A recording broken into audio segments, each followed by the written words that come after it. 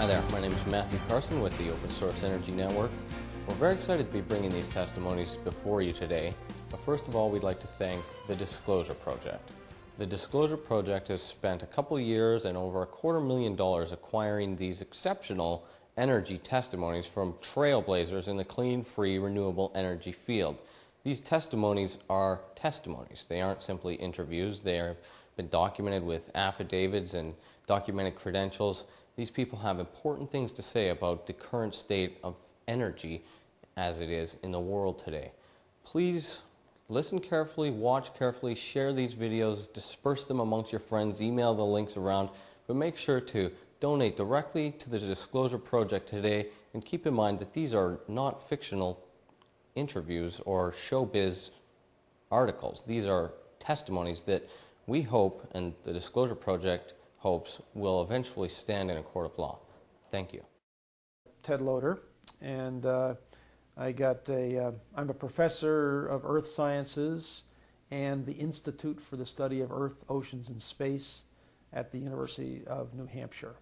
I've been there since 1972. I'm professionally an oceanographer and mostly dealing with the chemical aspects of the oceans and the coastal zone.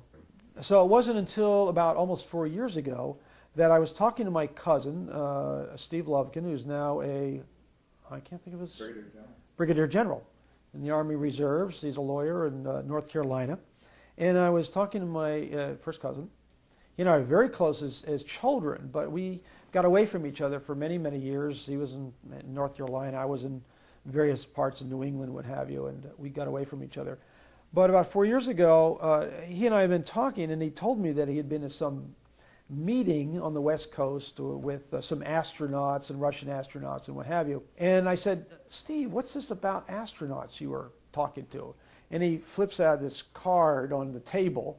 That was the card of a Russian astronaut, English on one side, Russian on the other. And he looked at me and he said, Ted, did you ever hear of Area 51, the Roswell? No, he said, did you ever hear of the Roswell? Just Roswell. And I said, of course, everybody's heard of Roswell. At that time, probably everybody hadn't, but I certainly had. And he said, well, it was real. And I said, oh, really? Tell me more. And so we spent the next 3 days in intense conversations. I could barely sleep at night, frankly. When my cousin sat there and told me the things that he had known, the people he'd talked to, and everything else, and he was in the White House during Eisenhower's administration. He had top secret clearance, and he was in cryptography. He worked on Project Blue Book for a period of time. He saw material from the Roswell crash, and he had no reason to lie to me at all. He was my cousin. I mean, we're best friends for all of our childhood, and it just no reason at all. And all this, he told me all this. And so I didn't have to go through the long doubting period that most people do. Here was somebody who was an inside person telling me this stuff was real. So within a matter of probably hours or something, I was absolutely convinced that what he was telling me was real, and now I had to sort of sort it out. And I spent, during those first few nights when I was there, I must admit, I spent a lot of time at night lying in bed saying, oh my God, it's real. What are the implications? In other words, I didn't get hung up on the real stuff. I said, what are the implications? If this is real, then therefore that, etc. And so I realized even at that time that if this is real, this is probably the single most important thing on this planet today. And the depressing thing is that they're already available. There is already knowledge of how these things function, and it's not available to our society. And that has me extremely annoyed, not so much from a personal point of view, but from a societal point of view. And I was flying down on the airplane just today, and sitting there in this airplane thinking about, here we are flying on this fossil fuel driven device using technology that's just an extension of the Wright brothers almost 100 years ago. Within just a couple of years, it's going to be 100 years since we've been driving fossil fuel driven airplanes, and yet the technology I now know has existed for almost 50 years or about 50 years and has probably been usable in terms of a craft for maybe 40, 45 years or maybe 50 years. I don't know exactly when. And here I am still flying in this thing. I'm an oceanographer, and I work with the environment extensively. I teach classes about the environment, at different aspects of the environment. And I realize and I see how much is going on in the environment that doesn't have to go on. So, and I realize that some of the technologies that the ETs, if you will, or the craft represent are technologies that could help us. They can also be used for defense purposes or military purposes as well. But like the old saying goes, a knife can cut or it can spread butter. The same holds with technology, and there's no, it's ridiculous to hold back the technology. And the depressing thing is that the knowledge of this, which is kind of the single biggest piece of knowledge there is, that we are not alone in the universe, and that we are actually a member of a family of, if you will, nations or peoples throughout the universe, and that we're not alone is amazing. It's gonna alter the way we view ourselves on Earth forevermore. And so that's why I realized this was so incredibly important. And the argument that people can't handle it and all this sort of thing, I don't think it flies at all. I've talked to a lot of people about this, and I've never seen anybody go off the deep end when I've told them what I know. The meeting my cousin was at was, as I understand it, because this is a few years ago we talked about it, but as I understand it, the CSETI group, the Center for the Study of Extraterrestrial Intelligence group that Dr. Greer heads, had put together a group of scientists, former astronauts, both and cosmonauts, so they're both American and Russian, and a number of military people and some civilian people who knew that the subject was real. And as I understood it, they had gotten together, held a meeting to discuss the implications of the disclosure of this information and how to get this information out to the world public. And so my cousin was there as one of the witnesses, one of the people who knew the subject was real, knew that Eisenhower knew it was real, because as I understood it, his direct boss at the White House was the one who briefed Eisenhower on what was happening in the UFO field. And my cousin was aware of what was going on. And my cousin had met Eisenhower a number of times and what have you. But I decided that I wouldn't go public, if you will, about this until I saw something that was absolutely in my face, seen by multiple witnesses, and there could be no argument. And it was, that happened for me, and everybody kind of remembers their first time, if you will. It happened for me when I was in Desert Hot Springs in the fall of '97. And there was a group of us, 20-something of us, sitting around in Joshua Tree National Monument. What kind of group is this? This is a CSETI training group led by Dr. Greer, and we were out in the field observing and trying to observe and see craft of some sort. And it happened to be a rather full moon, or pretty much of a full moon evening. And I was facing, the moon was off to my right shoulder, and just below the moon there appeared an object like a globe, like a ball, maybe a third to half the diameter of the moon. It just appeared to the left side underneath the moon, and it just traveled from this side of the moon, about like that, over to the other side of the moon, and then just went, it just disappeared. It just turned off. It's as though somebody turned a light bulb on one side of the moon and then carried across below the moon. So it wasn't in front of the moon, but below the moon, and then turned it off.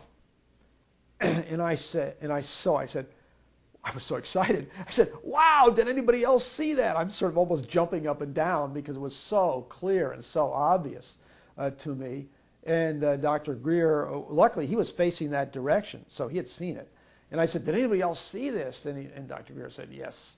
He said, I saw it. Did anybody else see it? And about, 5 or 6 people in the group said, yes, I saw it, yes, I saw it. So all sitting on that side where he was. And the implications are manifold. I think one thing it will do, it will, this is maybe hopeful, but it will bring the peoples of the earth closer together. It'll give them a different sense of themselves as a race. We'll realize we're not alone in the universe, that we're part of a much larger family of intelligent races, conscious peoples, if you will. And I think also there's going to be some major technological implications as well. Because the first question, and this is probably one of the major reasons why this topic has been kept quiet so long, the first question that one might ask, even the man or woman on the street is going to ask, well, if there are these peoples from other planets and they're here visiting us, how did they get here? Did they have to come at the speed of light and take 4 to hundreds of years to get here, even at the speed of light, or did they come using some other technology? Well, they're going to find out, of course, that they're using some other technology, and they don't have to travel at the speed of light. They travel at superluminal speeds, semi-instantaneously, if you want to put it in those sort of terms. And so that at that point, you can say, holy mackerel, these technologies could, if used in a peaceful way, benefit our Earth civilization in a major way. And so then where do they get the energy to travel these great speeds? And then we start to look into the energy. They aren't using jet fuel. They aren't using coal to get here. They're using technologies that the average guy on the street, the average physicist in a university doesn't have any clue about, and yet it's very real. So the implications are for hopefully a planetary society that does not, that can go beyond the coal and oil and those aspects. In fact, one of the major problems I've seen and talked about for years on our planet is that this planet is basically offering its people a several hundred, maybe about 100-year, 150-year window to develop new technologies. There's about 150 years, you can argue the numbers of coal and fossil fuels on this planet that have been laid down over hundreds of millions of years. We have a very short time to go from burning wood to oil and coal and nuclear to a sustainable energy. And if we blow it because we haven't gotten our act together, we're toast. I was appointed by the governor of the state to attend a congressional briefing, a closed congressional briefing on this topic with people like Edgar Mitchell speaking about the reality of this and what have you. And they say, oh, really? Tell me more. So that's one reaction of my scientific colleagues on a one-to-one basis. Well, this is very interesting. Part of this gentleman's problems was he was a civilian but had done a lot of work with NASA on a lot of committees and what have you. And I think his problem was the fact that he hadn't heard about this as being a real subject. And he knew that he was very important because he was on a lot of committees in NASA. And since he was very important but hadn't heard about this thing, this couldn't be true. Because since he was important, he would have heard about it. You see the logic there? And he sort of said, oh, okay. And so he went on and on and on. But as the conversation went on and I told him more about what I knew and the reality of these things, he got colder and colder toward our discussion. And it started off very warm because we both knew a lot of mutual people. And so there was sort of a coming together in that sense. And I realized afterwards that he was very threatened by this knowledge because what the particular job that he was doing in NASA would be majorly impacted by the knowledge that there are extraterrestrials already here on this planet, visiting our planet, and that they have the ability to travel through space and what have you. And so my sense was that his raison d'etre, the reason that he works at NASA and his ego is sort of wrapped up in this, would no longer be as valid a reason if what I was saying was true. And so he pulled back from it. And then he said a very curious thing. I wouldn't believe it even if it was real. This is a direct quote from his email to me. I would not believe this even if it was real. And then he went on, but if you learn anything more about this, let me know. So I was left with this, forget it.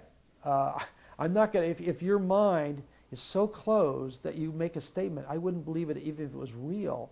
It tells me we have a major problem with scientists in our universities in getting them to accept something different than their paradigms that they're so used to or been grown up with. That's a major problem within our whole universities.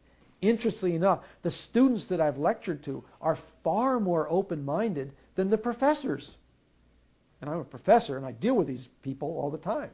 A couple other points to keep in mind is that the Roswell and similar events in New Mexico in the late 40s allowed certain parts of the U.S. government to obtain downed craft, extraterrestrial craft.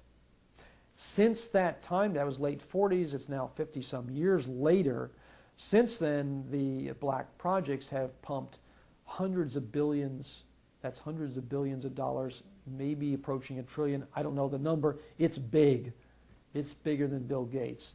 Has pumped these untold billions of dollars into researching the technologies, reverse engineering these technologies such as anti-gravity and space travel and a whole bunch of technologies that are associated with extraterrestrial technologies allowing these space travel to occur and other aspects of that. Now, if you've just put in several hundred billions of dollars into something, you can be doggone sure that something's come out of that. And people have told me that we had spent a tremendous amount of money by the mid-50s on anti-gravity. There's anti-gravity literature in the public domain, and there's a tremendous amount going on there. So I've heard from a number of different quarters that we have anti-gravity techniques actually in craft that can fly as discs. In fact, it is my sense of things from a number of different sources that the vast majority of extraterrestrial, quote, extraterrestrial craft that people observe in the United States and other parts of the world are not extraterrestrial. They're actually our military or our covert black ops people. That these are fully reverse engineered. What are sometimes known as alien reproduction vehicles, ARVs. These are craft that have been reverse engineered, and I've seen some. I saw a craft a few years ago, which I thought at the time was extraterrestrial. At this point, I mean, you can't tell when they're in the distance, but at this point, I think probably it was a V-shaped craft heading down the Barber Channel, witnessed by somebody else, both of us, night vision, $1,500 night vision scope. And this craft was traveling between 4,000 and 8,000 miles an hour down the Santa Barbara Channel. And Tony Craddock and I witnessed this with night vision. Both of us had night vision. We both saw it at the same time. And it was hauling.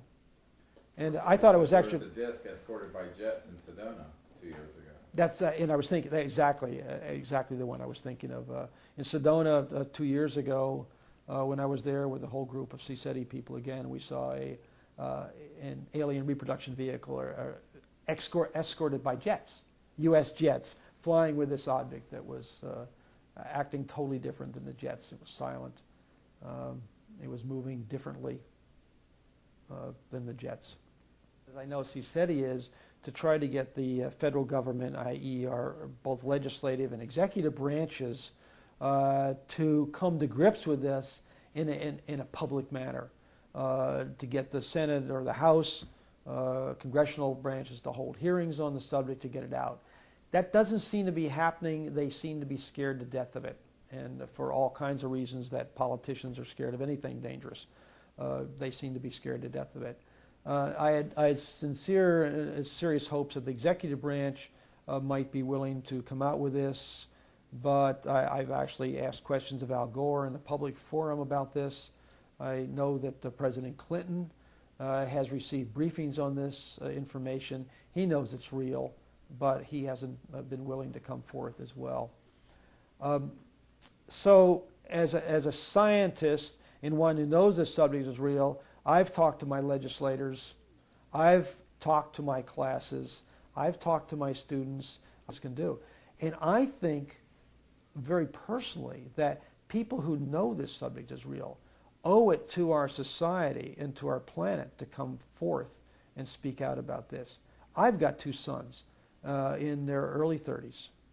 And I want to see this planet, and this sounds maybe corny in some quarters, but anybody who has children wants to see them have a future on this planet that is good as I had it or better.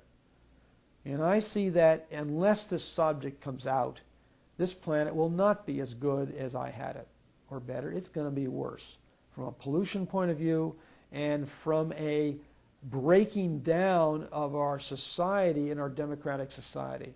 I've talked to a number of people who've studied this issue and feel that the, quote, cover-up of this issue that has been going on for the last 50 years is probably the biggest single threat to our democratic society it has ever faced since the Constitution was founded and this country was founded in 1776. We are at a major crossroads in how our society and our democratic society and government function, because this topic is not under control of our elected government. It is not under control of our judicial government. It is under control of others, some of who are members of our government, some of who are members of the industrial complex. And they are in control of this issue, the single most important issue on this planet today. And that is not healthy in the long run for our society or our people. For a long time we had the threats of Russia and the Cold War, and there was a reason, perhaps misguided, but there was a reasonably good reason, and I'll give them that, for keeping this quiet, because we didn't want the Russians to find out about this technology. We didn't want the Russians to find out about the existence of extraterrestrials and et cetera, which of course they knew all along, as we now know, and we probably knew it then. But for whatever demented reasons, it was kept away from the public so it wouldn't, quote, get to the Russians. Of course, they knew what was going on because they were spying. And so it was being kept from the public, not from the Russians. But that time has passed. The Cold War has ended in its own way, and we no longer have that threat. And so the arguments for keeping this secret have gone on by. The trouble is, now we're finding that people who know it's real are afraid to speak out. There are very few people, and there are some, and we're seeing more and more, but there are very few people relative to the numbers who know it's real who have the courage of conviction to say, this secret has gone on too long. It is time for this information to become known worldwide for all the reasons that it should happen relative to humans as an intelligent race among many. It's time for this information to come out in terms of the technology, for the benefit of our society on this planet, and for the benefit of our ecosystems on this planet. Very few people are willing to stand up and be counted on this issue. And the excuses go on and on and on. And we talk to our senators, our representatives, and they'll come up with any excuse in the book to face this fairly in front of them and say, I'm going to do something about it. And that's why there are only a few of us, I count myself as one of them, who are willing to stand up and say this topic is real. We need to talk about it openly, and we need to move on into that. Because this is keeping us as a world society, a planetary society, it's keeping us down. It's preventing us from moving on as a planetary society. And furthermore, something I haven't mentioned that is absolutely critical is the following: that the covert groups who presently are in control of this subject are using a very advanced technology, some of which has been reverse engineered from the extraterrestrials and developed, some of which is part of the Star Wars box of tricks, etc. They're using these technologies to acquire, shoot down extraterrestrial craft. We have numerous witnesses who have seen this and know of its existence. This means that there's a small group of people on this planet who are literally declaring interplanetary war with extraterrestrials who have literally come to this planet to observe and ultimately to help mankind. This is an untenable situation for the peoples of this planet to be in. And extremely disturbing to me and all of us who are aware of this fact. That alone is enough reason to make this public and to try to get people to be concerned about it.